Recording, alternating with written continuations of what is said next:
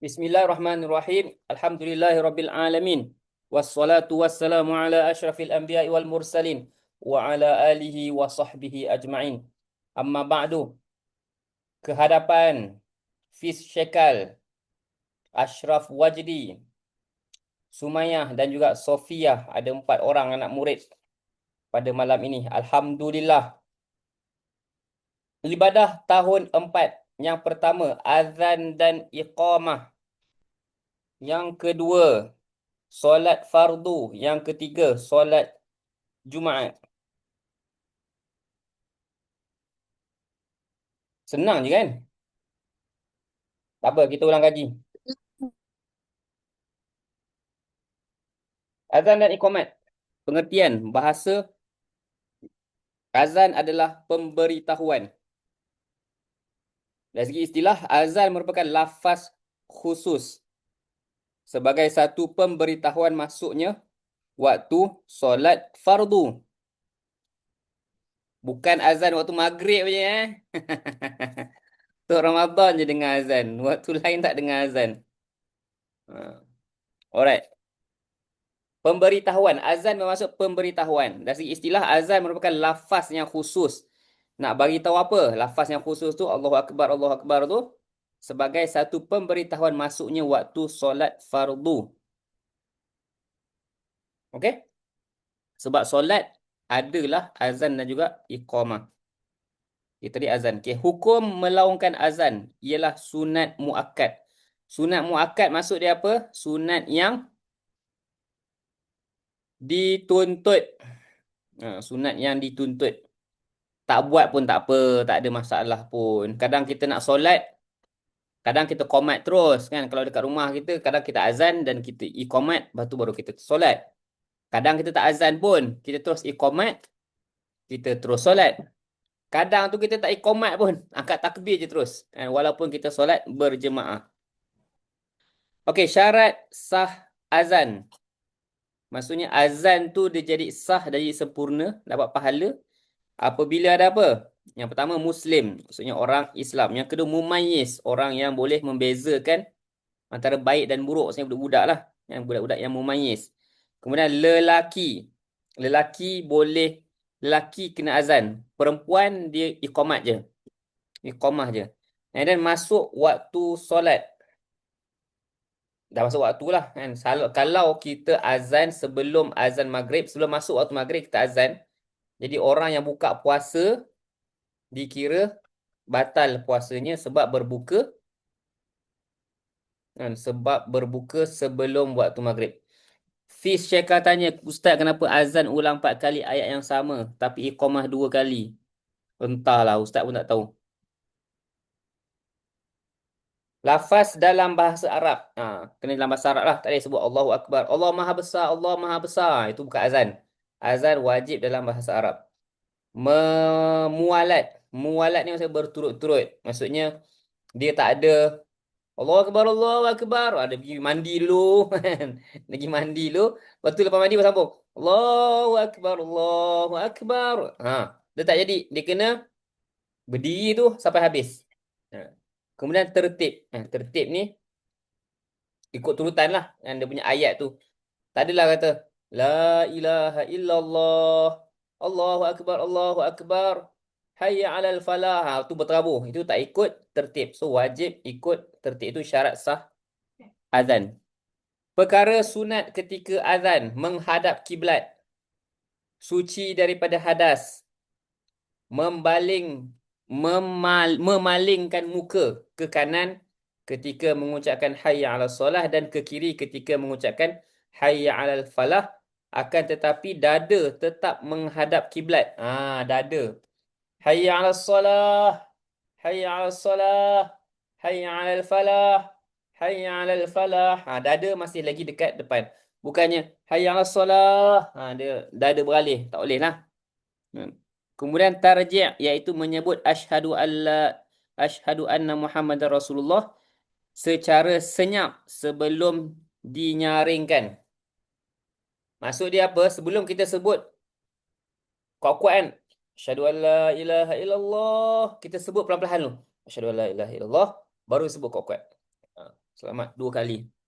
Maksudnya setiap kali nak jerit kuat tu kita sebut perlahan dulu.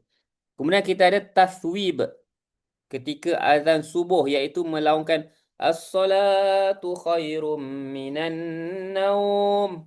Sembahyang itu lagi baik daripada tidur. Yang itu dibaca ketika azan subuh. Itu tambahan. Azan subuh dia panjang sikit sebab ada ayat yang tu. Dan orang yang mendengar azan perlu diam dan menjawab azan. So maksud dia kalau kita tengah sembang, tiba-tiba dengar azan, kita disunatkan untuk diam dan dengar azan.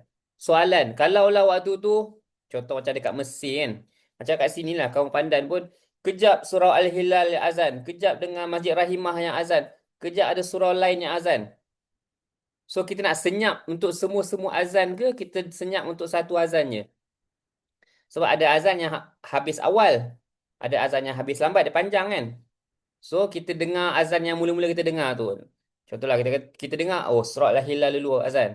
La ilaha illallah dah habis. Kita boleh sembang balik macam biasa. Maksudnya walaupun surah lain tak habis lagi dia punya azan dia. Macam tu. Orang yang diam, orang yang mendengar azan perlu diam dan menjawab azan, membaca doa selepas azan. Hafal tak doa lepas azan? Sofia? Apa dia? Okey, doa itu. Allahumma rabb hadhihi ad-da'wati tammah. Kat dalam TV satu ada doa tu. Perkara makruh ketika azan. Azan ketika berhadas kecil atau besar, makruh. Maksudnya boleh lah azan waktu tu. Kalau tak ada wuduk, okey azan je. Bercakap tanpa keperluan. Maksudnya sambil azan tu kita bercakap. Azan dalam keadaan duduk atau baring. Maksudnya tak boleh. Memanjangkan suara sehingga berubah makna. Janganlah sampai berubah makna. Fungsi azan selain solat, meredakan ketakutan ketika ditimpa musibah, menyambut kelahiran anak sebelum memulakan musafir. Kalau sebelum memulakan musafir ni biasanya Fiz tanya, kenapa rumah saya dia azan asar pukul 4 dan pukul 5? Maksudnya 2 kali azannya.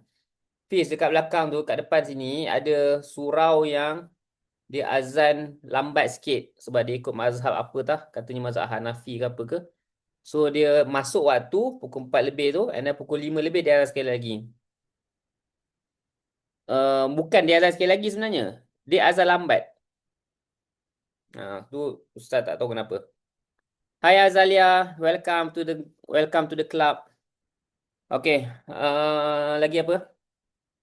Okay, waktu biasa, waktu zaman dulu, orang kalau, zaman sekarang pun orang buat. Kalau kita kata orang nak pergi haji kan, nak pergi haji, dia kena keluar rumah. Dia nak keluar rumah tu dia azan dulu. Maksudnya dia nak musafir pergi ke Mekah kan. So dia keluar rumah, sebelum dia keluar rumah dia azan dulu. Kan? Okay, no problem Azalia. Menyambut kelahiran anak, okay, dapat baby, kita azan. Janganlah azan kuat-kuat, azan perlahan-lahan je. Supaya anak tu mendengar azan. Kemudian ketika ditimpa musibah, yang ni baru ni ada Ustaz tengok video Arab Palestin dekat tebing barat. Rumah dia kena hancur dengan tentera Israel. Ada jentolak Israel langgar rumah dia kan, hancurkan rumah dia. So apa dia buat? Pakcik tu buat. Dia azan Allahu Akbar, Allahu Akbar, jerit kuat-kuat kan. Supaya maksudnya waktu tu dia ditimpa musibah kan. Dia nak mengatakan bahawa Allah tu lagi besar daripada tentera Israel. Alright. Seterusnya iqamah. Pengertian iqamah, seruan kepada jemaah untuk bersama-sama menunaikan solat. Nak cerita tentang iqamah ni maksud dia solat dah nak mula. Mailah solat sekali. Kalau azan dah masuk waktu. Kan? Tak semestinya solat lagi. Nak cerita dah masuk waktu dah. Kalau kata waktu maghrib kan. Waktu maghrib kita Ramadan kan. Bila azan tu dah masuk waktu maghrib, dah boleh makan. Belum solat lagi. Makan dulu. Kan? Tapi kalau iqamah, kan? Iqamah ni daripada perkataan qama lah. Kan? Qama berdiri. Maksudnya iqamah ni solat nak didirikan. So, jawapan dia adalah untuk menandakan bahawa kita dah nak solat jemaah dah ni. Hai Kisha Amani, welcome to the club. Selamat datang. Okey, hukum iqamah adalah sunat muakkad untuk semua solat fardu. Iqamah boleh dilafazkan ketika solat berjemaah atau secara bersendirian. Oh, solat sendirian pun boleh. Kalau ikut buku ni. So, hukum dia apa? Sunat muakkad. Sunat muakkad maksud dia apa? Fisyakal, maksud sunat muakkad apa? Fisyakal?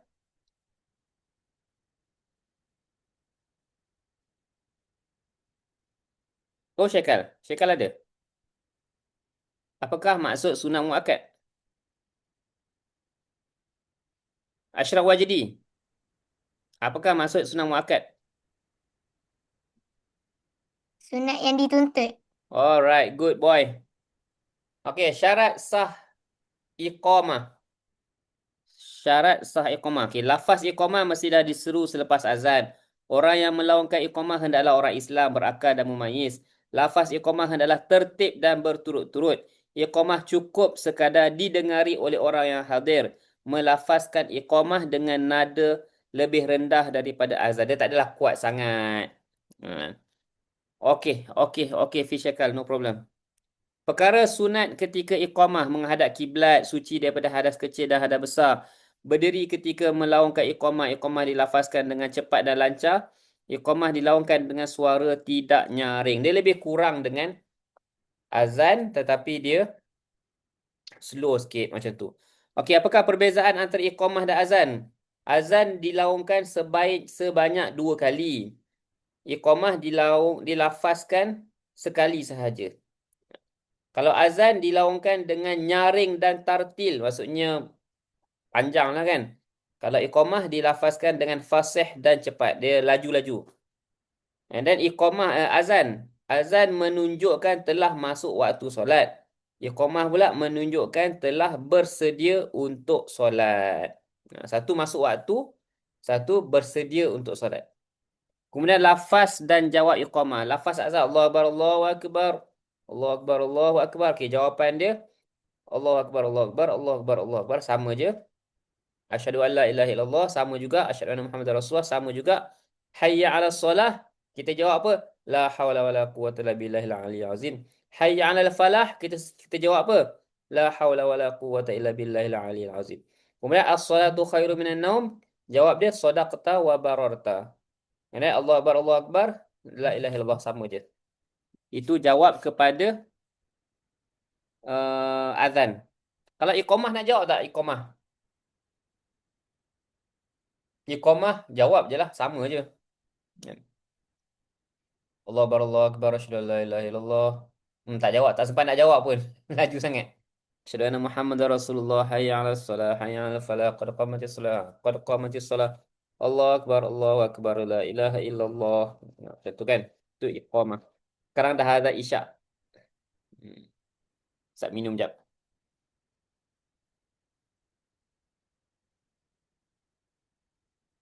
Untuk pengajian, Ustaz belajar dululah. Ustaz belajar dulu. Kalau tengah belajar, tiba-tiba azan, boleh teruskan belajar. Sebab bekerja dengan masa. Sebab satu azan dah 3-4 minit. Kalau dengar nanti dah tak cukup masa. Boleh senyap, dengar, boleh teruskan belajar. Kalau untuk belajar, kalau tengah main game, tengah main PS, janganlah, kena stop dah dulu, dengar azan. Kalau tengah dengar TV, tekanlah mute. Kan? Tekanlah mute. Sebab azan tu lebih utama untuk kita jawab. Tetapi untuk belajar, boleh jawab dalam hati sambil-sambil Ustaz mengajar. Okey, habis dah azan dan iqamah. Ada soalan tak tentang azan dan iqamah?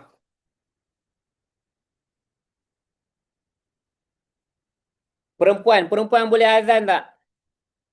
Sumaya, Tak boleh. Sumaya. Siapa jawab tadi? Sumaya, azan. Perempuan boleh azan tak? Tak. Tak perlu azan. Tapi perempuan boleh iqamah tak?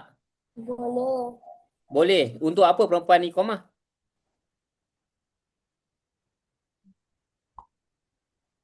Kenapa perempuan kena iqamah? Kalau dia duduk kat rumah atau dekat mana-mana, Yang mana jemaah dia perempuan sahaja. Lepas tu dia nak solat jemaah. Contoh dekat surau kan. Kita pergi shopping, perempuan-perempuan ni pergi shopping. And then masuk surau 3-4 orang. And then nak solat berjemaah. Seorang kenalah iqamah. And lepas tu seorang lagi jadilah imam. Yang lain jadi makmum.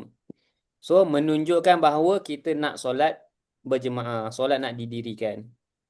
Okey, itu tentang azan dan iqamah. Seterusnya, solat fardu. Solat fardu ni sangat senang tuan-tuan. Tapi dia panjang. Wow, panjangnya. Okay, tak apa. Kita baca sikit-sikit slow-slow. Bismillah. Sedap kopi ni. Okey, solat. Dari segi bahasa, maksud dia apa? Doa. Solat adalah doa. Kemudian istilah. Setiap perkataan yang dimulai dengan takbiratul ihram, setiap perkataan, setiap perbuatan, setiap perkataan, okey.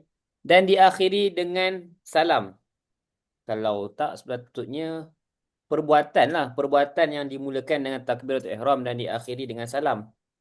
Macam tu. Itu baru solat. Okey. Dalil naqli difardukan solat. Apakah dalil difardukan solat? Wa aqimus solata wa atuz zakata.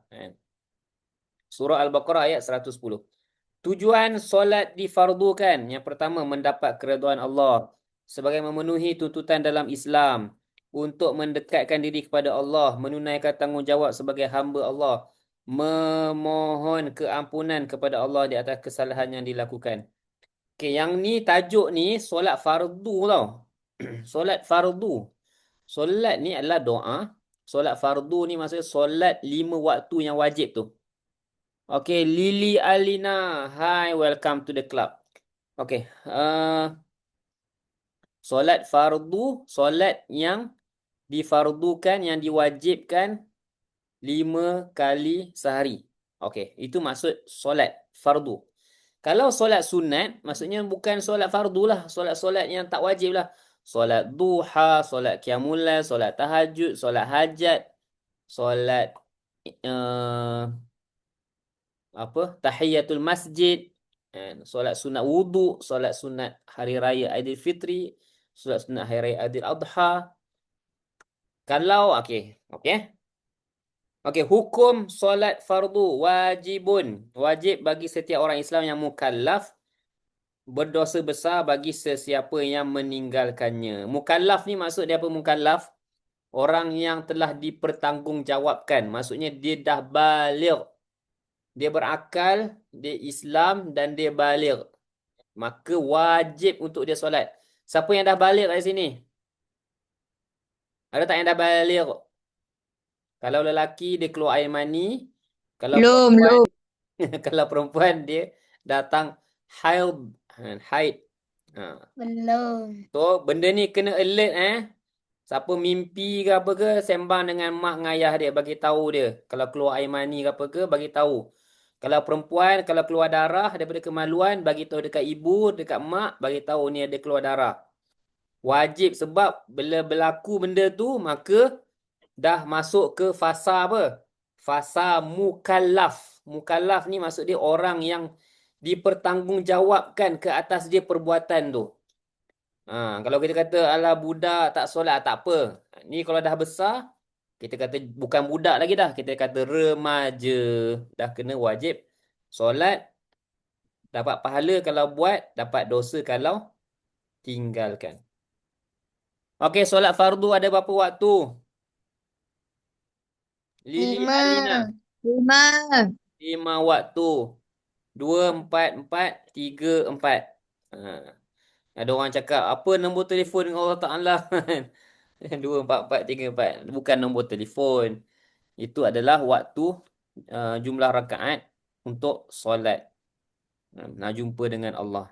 Okey. Syarat wajib solat. Okey, dia ada pengertian dia. Solat fardu tadi tu. Subuh bermula dari terbit fajar sodik sehingga terbitnya matahari. Fajar sodik ni maksud dia apa? Macam nak cakap Ustaz tak erti dah nak jelaskan. Maksudnya dia matahari tak nampak lagi, matahari dah naik tapi tak nampak. Tapi bila matahari dah mula naik betul-betul nampak matahari, maka waktu tu dah habis dah waktu solat. Kan? Waktu orang kata istilah apa? Subuh gajah. Subuh gajah maksud dia dah naik atas dah baru nak solat kan. Matahari dah tinggi baru nak solat. Tu subuh gajah. Kalau subuh dinosaur, lagilah. Dekat Zuhur baru nak solat. So dosa lah kalau kita sengaja melewat-lewatkan solat subuh. Solat Zuhur bermula apabila tergelincir matahari sehingga bayang-bayang sesuatu benda sama panjang dengan objek asal. Faham tak ni definisi dia? Matahari tergelincir tu maksud dia apa? Hari dah turun. Dia dah, matahari kan dia naik. Dia naik atas. And then dia tegak atas kepala kita ni. Maksudnya kalau kita letak tiang tu, letak kayu, matahari tu betul-betul atas dia. And then matahari, sini dia terbit, naik, betul-betul tegak atas. Lepas tu dia tergelincir, dia bergerak lebih sikit. So bayang-bayang tadi, bila matahari dekat sini, bayang-bayang di belah sini kan. Matahari sini, so bayang-bayang di belah sini. So bila dia dekat atas, matahari atas dia, bayang-bayang dia betul-betul dekat bawah. Straight lah. So bila dia dah tergelincir, dia dah bergerak ke sebelah, so bayang tu dah ke sebelah sini pula. Tadi sini, ni sebelah sini pula. So maksud itu maksud tergelincir matahari. Matahari tergelincir. So dia starting melepasi atas kepala je, bayang-bayang tu dah bergerak ke sebelah, and then bila waktu asar pula, waktu asar apabila bayang-bayang dia sama tinggi dengan objek tersebut. Contoh kita tak pensel panjang ni kan. Bila matahari atas macam tu. Bila dia sengit sini, bayang-bayang dia kita ukur lah.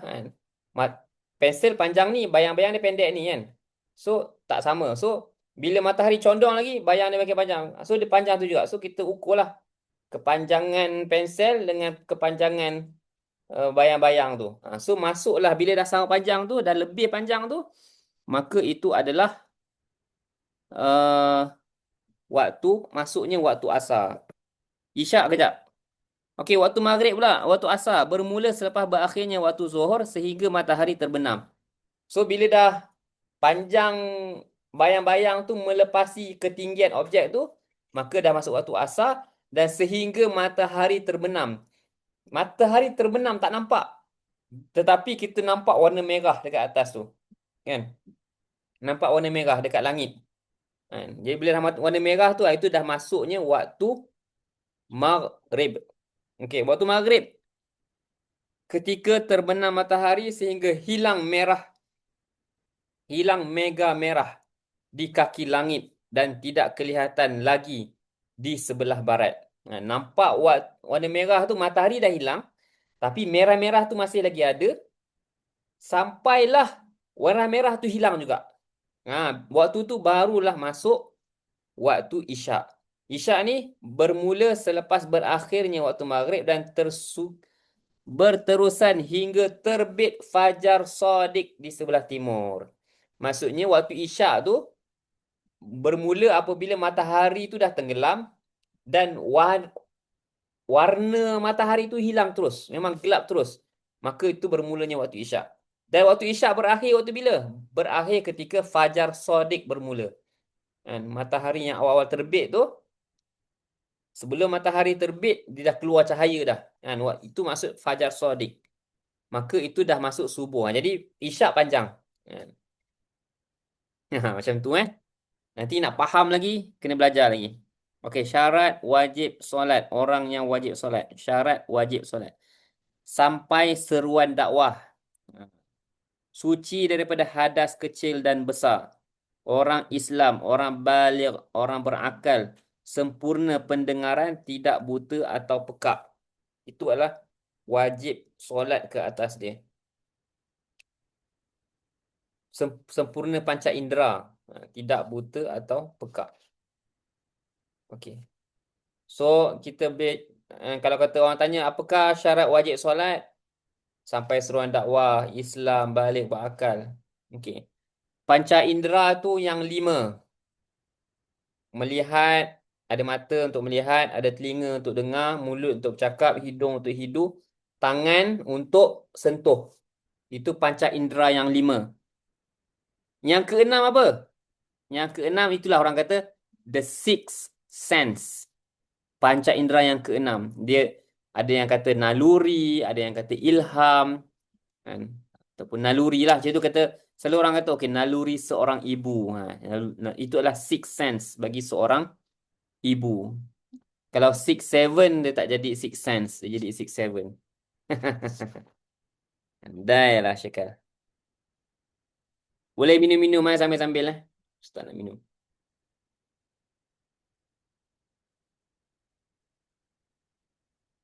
Okey, syarat sah solat. Yang tadi syarat wajib. Maksudnya wajib solat kalau ada ciri-ciri tu. Yang ni syarat sah solat, maksudnya solat tu mestilah ada ciri-ciri ni supaya dia sah. Yang pertama, yakin masuk waktu, menutup aurat, menghadap kiblat, suci daripada hadas kecil dan besar, mengetahui kaifiat solat. Benda ni simple je, kita faham dah nak solat macam mana.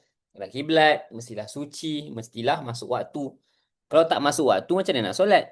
Kan sekarang ni waktu isyak. Kita nak solat subuh, mana boleh? Tunggulah azan subuh dulu baru kita solat. Okay. Kalau tak sah lah solat kita tu. Okay. Cukup umur, berumur 15 tahun atau keluar mani bagi lelaki, atau bermimpi setubuh, atau keluar haid bagi yang perempuan. Apakah masuk aurat? Aurat maksudnya had aurat lelaki daripada pusat hingga ke lutut. Apakah aurat untuk perempuan? Seluruh anggota badan kecuali muka dan tapak tangan. Ini aurat Menutup aurat ni ketika solat tau. Maksudnya nak solat wajib tutup aurat. Kalau tak solat boleh buka aurat tak? Sofia? Boleh Kalau kat solat, rumah. kalau solat wajib menutup aurat untuk solat tu sah. Maksudnya tak boleh solat tak pakai tudung, tak boleh. Okey? So nak sah solat kena tutup aurat. Tapi kalau tak solat boleh tak buka aurat? Tak boleh. Sebab apa? Sebab kalau aurat orang bukan mahram tak boleh tengok. Um, uh, Orang bukan mahram tak boleh tengok aurat kita. Bagus Ashraf Wajdi. Maksud dia walaupun kita tak solat tetapi kita kena tutup aurat. Wajib menutup aurat. Lelaki kena pakai songkok ke baru tertutup aurat lelaki? Ya salam. Untuk lelaki pusat sampai lutut. Jadi adakah kepala ni aurat? Kepala bukannya aurat. Mak suruh pakai kopiah. Sebab orang Melayu kalau pergi surau kena pakai kopiah. Sebab tu je. Bukannya pakai tutup aurat. Aurat lelaki tutup pakai baju, pakai seluar, cukup dah. Kopiah tu tak wajib jadi yes tak wajib. Tapi kalau mak suruh pakai, pakai aje lah. Kan comel Syekal pakai kopiah. Untuk solat tak wajib pakai kopiah. Okey? Kalau kita pergi negara Arab, mana ada orang pakai kopiah? Kan Arab is Arab. Maksudnya kopiah bukan pakaian bukan pakaian apa? Islam lah. Dia jadi macam adat lah sebenarnya, adat. Bukan pakaian Islam, dia adalah adat. Pakaian Islam apa dia? Pakaian Islam adalah yang menutup aurat. Pakailah apa-apa pun. Yang penting tutup aurat. Yang tutup aurat itu dah confirm dah Islamik. Orang kata apa? Mematuhi syarak, patuh syariah. Terutamanya perempuan lah. Perempuan suka buka tudung kan. Nampak rambut kan. Itu aurat. Dosa kan. Okey, rukun solat. Rukun solat ada berapa, Sofia? Okey, rukun solat ada 13. Berdiri bagi yang mampu. Maksudnya kena kiam berdiri. Anda kena ada niat. Anda takbir atau ihram. Takbir sambil niat tau. Maksudnya kita Allahu Akbar. Mesti ada niat sambil kita takbir tu. And then baca Fatihah, rukuk dengan tamakninah, i'tidal dengan tamakninah, sujud dengan tamakninah, duduk antara sujud dengan tamakninah, and then duduk tahiyat akhir, and then baca tahiyat akhir, baca selawat dalam tahiyat akhir, memberi salam dan juga tertib. Tahiyat awal wajib tak? Rukun solat tak tahiyat awal? Tak. Ha. Tak. Tahiyat awal, kalau kita terlupa, rakaat kedua kan, kita terus bangun je, sambung rakaat tiga. Tak dosa, tak batal solat tu. Tapi digalakkan untuk sujud sahwi sebab terlupa. Tak sujud sahwi pun tak apa, sah solat tu. Sebab kita belajar tentang rukun solat, maksudnya solat ni tak wajib ada tahiyat awal. Rukun ni mesti ada. Macam Al-Fatihah. La solata liman la Fatihah. Tak ada, tak sah solat kalau tak baca surah Fatihah. Okey. Soalan apa tadi? Tomak Nina berapa saat? Siapa boleh tolong? Wajidi. Berapa saat? Tomak Nina. Tomak Nina ni, apa maksud Tomak Nina? Tomak Nina ni maksudnya tenang. Berhenti. Itmi'nan. Pernah dengar tak ayat Quran? Ala bi zikrillahi tatma'innul qulub. Maka dengan berzikir itu hati kita tenang. Itmi'nanul qulub, hati tenang. Berzikir, hati tenang. Nak ceritanya, tenang. Tomak Nina tu maksudnya tenang, relax. So, bukannya 1 saat, bukan 2 saat, bukan 3 saat, bukan 4 rakaat, 4 saat. Bukan. Tomak ninah dia lah tenang. Tapi kalau orang tanya, apakah definisi tenang? Definisi tenang dia adalah, tempoh dia ialah dengan kadar subhanallah. Maksud tempoh tu, kita sempat baca apa? Sempat baca subhanallah. Contoh, kita rukuk. Subhana rabbiyal azim. Kita dapat subhanallah tu, subhana rabbiyal azim tu. Itu tamakninah lah tu. Kita duduk antara sujud. Kita baca apa? Rabbil filli warhamna. Dah. Rabbil filli tu dah cukup dah tamakninah tu. Ya, dengan perlahan. Bacaan tu, bacaan perlahan sekadar kita dengar kat telinga kita. Jangan baca kuat-kuat. Sebab nanti mengganggu jemaah dekat sebelah. Tetapi nak ceritanya, tomak ninah tu adalah tempoh yang kita bertenang. Tetapi kadar dia ialah berapa saat? Subhanallah. Berapa saat tu? Subhanallah. Subhanallah. Tak, lebih kurang 1 saat lah. Lebih kurang 1 saat. Yang penting tempoh tenang dengan kadar subhanallah. Okey, so 13 rukun. Kemudian bahagian rukun solat. Okey, solat ada 3 jenis rukun. Rukun qalbi, rukun fi'li, rukun qawli. Ini dah extend sikit ni. Rukun qalbi, teras ibadah solat kerana ia pintu khusyuk atau tidak seseorang. Rukun yang berasaskan kepada hati. Maksudnya hati ni kena ada niat dan juga hati yang tenang, khusyuk. Kemudian rukun fi'li. Fi'al, perbuatan. Rukun yang berasaskan kepada perbuatan anggota badan. Angkat takbir. Angkat takbir tangan ni tak wajib Takbiratul ihram ialah perkataan takbir. Allahu Akbar. Angkat tangan adalah perbuatan angkat tangan. Semasa kita angkat takbir. Tetapi takbiratul ihram bukannya angkat tangan. Takbiratul ihram bermaksud ucapan takbir. Allahu Akbar. Tak wajib angkat tangan.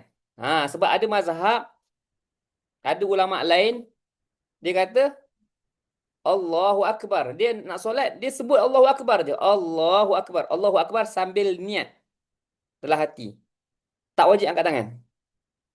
Okey. Okey. Macam sujud. Sujud dengan anggota badan. Itu rukun fi'li.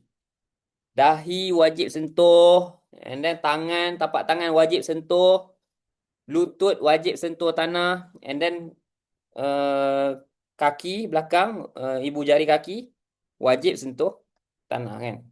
And then ada rukun qauli. Rukun qauli merupakan cara solat dalam bentuk kata-kata tertentu iaitu sebutan dan bacaan. Antaranya apa? Surah Fatihah. Antaranya apa? Baca tahiyat akhir, kan? Antaranya apa? Baca selawat dalam tahiyat akhir. Kemudian bagi salam. Assalamualaikum. Itu lafaz. Itulah rukun qauli. Rukun perkataan, sebutan. Alright. Ustaz nak tanya. Apakah rukun qalbi? Siapa boleh jawab? Rukun qalbi apa dia?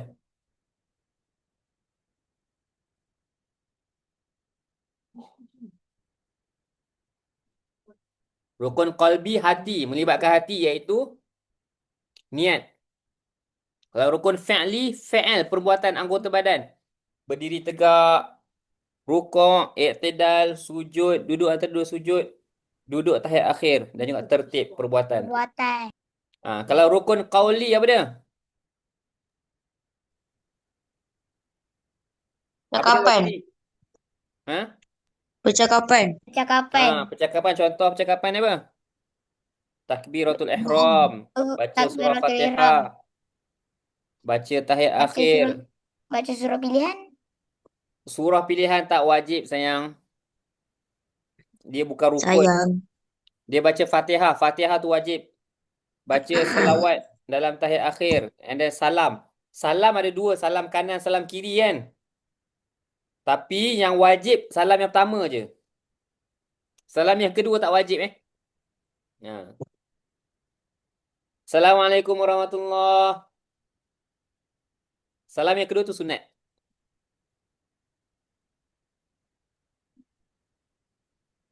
Alright, seterusnya. Lafaz niat solat. Ui, dah terlajak dah ni. Okay, kita habis sampai pukul 9 lagi 4 minit lagi. Lafaz niat solat. Usalli fardhu subhi rak'ataini adaan lillahi ta'ala.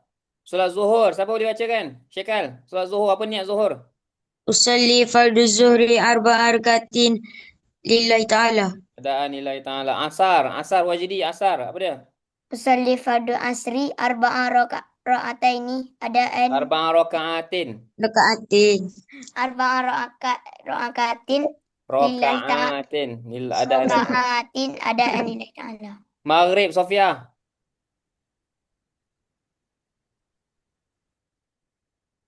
Isya, Sumaya, Isya.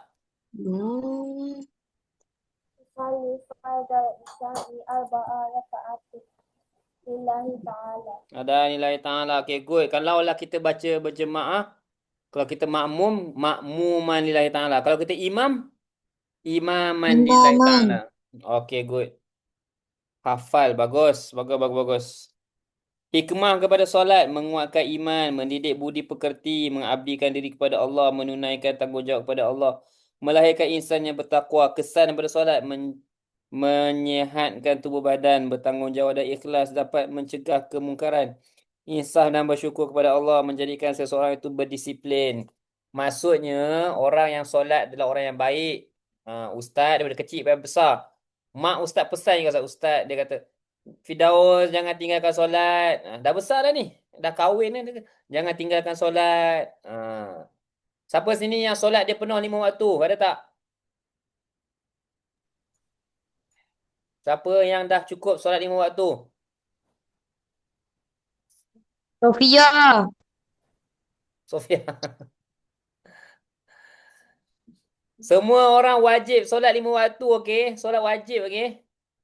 Mungkin belum balik lagi tapi wajib solat. Kena berlatih sekarang. Subuh solat. Bangun awal solat subuh dulu. Jangan tunggu pukul 7 lebih baru nak solat. Habis waktu nanti. Okey, perkara-perkara sunat dalam solat kita sambung minggu hadapan next class. Tak sempat nak habis kan. Perkara-perkara sunat dan juga solat Jumaat. Okey, kita next class lah. Alright, ada soalan nak tanya? Tak ada. Tak ada, okey. Ustaz nak tanya. Kita tanya Jawab sama-sama. Rukun solat ada berapa? 13. 12. Yang pertama apa dia? Niat. Niat. Berdiri bagi yang Diri mampu. tegak. Bercakap Kemudian bagi yang yang kedua, mampu. Niat. Niat. niat. Yang ketiga, Ihram. takbiratul ihram. Yang keempat, Baca Baca Al-Fatihah. Al-Fatihah. Al-Fatihah. Yang kelima, Rukuk. rukuk Sabar. dengan tumakninah. Yang keenam, Iktidal. iktidal dengan tumakninah. Yang ketujuh, Sujud. Sujud dan sujud dengan tumanina. tumakninah. Yang kedelapan, Duduk antara Duduk dua antara dua sujud. duduk sujud. antara dua sujud dengan tumakninah. Yang kesembilan, Sujud. duduk tahiyat akhir.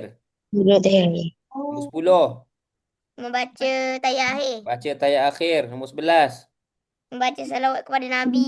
baca selawat dalam tahiyat akhir. Nombor 12, Salam. memberi Salam. salam. Yang 13, Tertib. tertib. Okay, good boy and good girls. Jumpa lagi nanti hari Khamis pula. Okay? Bye-bye semua. Assalamualaikum warahmatullahi wabarakatuh. Waalaikumsalam. Bye-bye, Syekh.